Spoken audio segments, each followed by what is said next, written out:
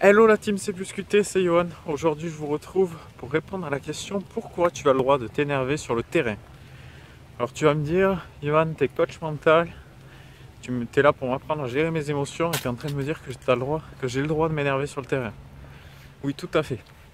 Parce qu'en fait, il y a une clé en fait qui est tout ce à quoi tu résistes persiste. Ok. Donc plus tu vas résister au fait qu'il y ait une émotion qui monte en toi, plus tu vas la refouler en fait, mais plus tu as de chance de la nourrir, d'y tomber dedans et de mal vivre la chose jusqu'au moment où tu vas plus pouvoir tenir et là ça va lâcher d'un coup et tu risques de balarder ton match. Donc l'idée en fait ça va être d'accueillir ton émotion. Accueillir ton émotion, ça veut dire ne pas la juger, ne pas te dire ah, oh non non non, là faut pas que je m'énerve, là faut pas que je m'énerve, faut pas que je m'énerve, oh non pas maintenant, pas de stress maintenant, pas de stress maintenant. Ok, l'idée ça va être d'accueillir en fait ce qui se passe en toi. J'observe, ok là ben, j'ai de la colère qui monte en moi. Ok, ben là je suis stressé, là j'ai du stress qui monte en moi.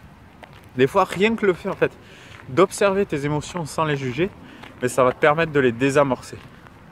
Donc ça vraiment je t'invite à tester ça, juste accepte le fait que ben, des fois tu as le droit d'être stressé, des fois tu as le droit de t'énerver, et des fois ben, ça va te permettre juste de ne pas tomber dans l'émotion. Le deuxième point, c'est qu'une émotion elle monte jamais pour rien. Donc quand tu as une émotion qui monte en toi, ben, des fois ça peut être bénéfique. Quand tu as de la colère qui monte en toi, des fois ça peut te permettre ben, je sais pas, tu as perdu le premier set parce que tu étais un petit peu léthargique ou tu avais du mal à rentrer dans le match, ben, le fait de perdre sèchement le premier match, ça va peut-être t'énerver, mais derrière tu vas trouver la concentration, le focus pour te remettre dans le match et pour ben, je sais pas, gagner le deuxième set et aller chercher cette énergie de guerrier pour gagner le troisième, tu vois, par exemple. Donc ça peut être quelque chose de bénéfique. Donc ne pas juger et aller chercher ben, qu'est-ce que l'émotion peut m'apporter en fait. S'en servir comme quelque chose qui va être utile plus que néfaste en fait. Et l'accueil des émotions va vachement t'aider à ça. On a un spécialiste en fait dans le top 10 mondial, c'est Andy Murray. Pourquoi? Parce qu'Andy Murray lui montre ses émotions. Donc Andy Murray lui il est capable de littéralement péter un plomb pendant 10 secondes. Vous le voyez, il va insulter son clan, il va s'insulter à lui. Okay, donc lui il accueille ses émotions, il les vit pleinement. Mais derrière le point d'après, il arrive à se refocaliser, à se remettre focus à 100% dans le point d'après. Et ce qui peut vous aider en fait à rester focus, j'ai fait une vidéo qui s'appelle pourquoi Rafael Nadal a-t-il des rituels.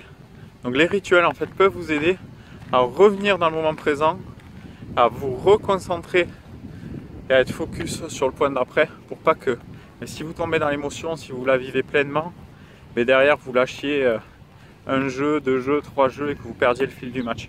Donc si vous n'avez pas vu la vidéo sur les rituels, allez voir ça, elle peut grandement vous aider. Donc voilà, l'idée c'est pas de refouler ses émotions, c'est plutôt de les accueillir, de les observer, savoir ce qu'elles peuvent nous apporter. Et je pense que là déjà il y a une bonne partie du travail qui sera faite. Voilà ce que j'ai envie de vous partager aujourd'hui. N'hésitez pas à liker la vidéo, partager, commenter, identifier vos amis qui pètent un plomb sur le terrain, ça peut peut-être les aider juste de se dire ok j'ai le droit de péter un plomb. Et on se retrouve demain dans la prochaine vidéo. Ciao.